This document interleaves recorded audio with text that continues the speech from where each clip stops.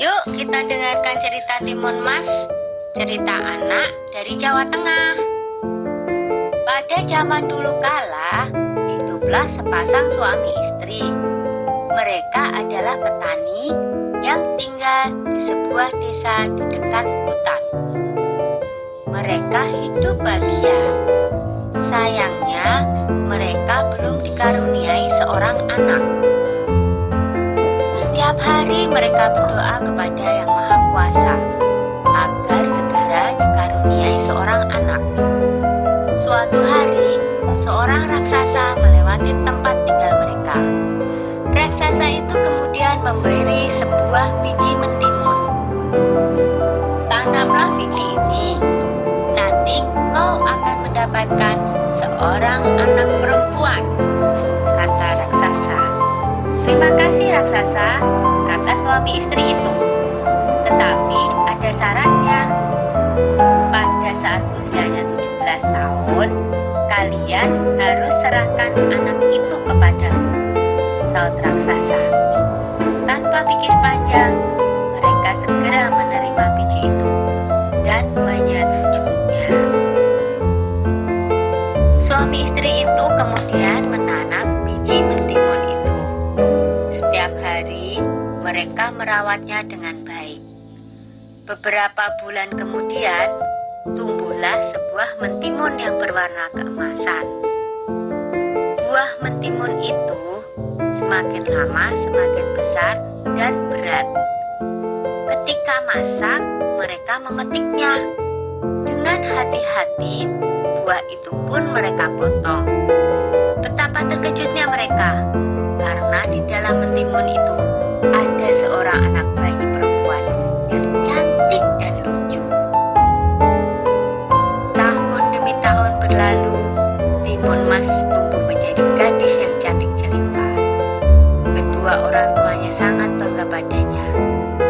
Tapi mereka juga takut, karena pada usia 17 mereka harus menyerahkan Timun Mas kepada raksasa sesuai dengan perjanjian mereka.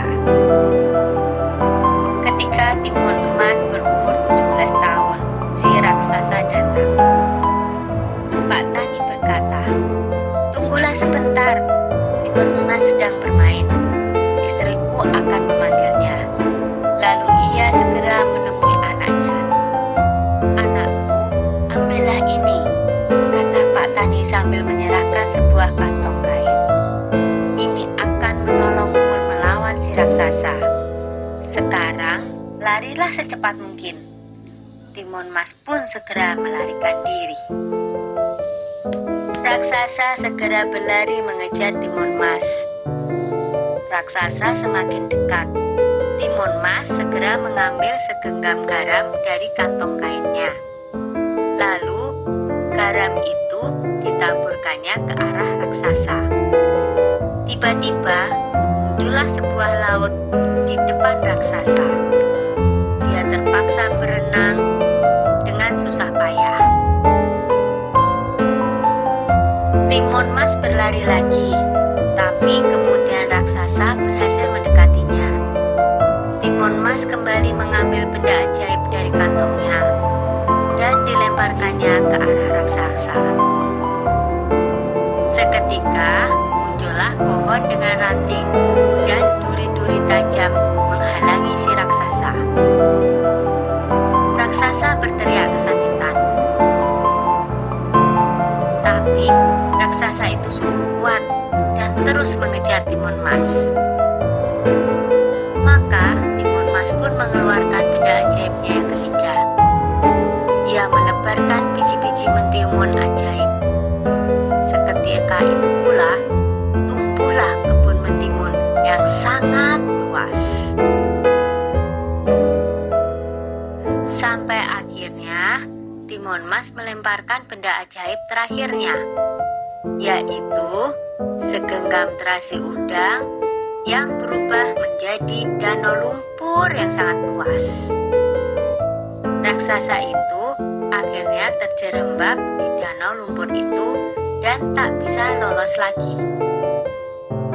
Timun Mas selamat dari kejaran raksasa. Timun Mas pun kembali ke rumah orang tuanya. Ayah dan ibunya sangat senang melihat Timun Mas berhasil selamat. Sejak saat itu, mereka hidup bahagia bersama-sama.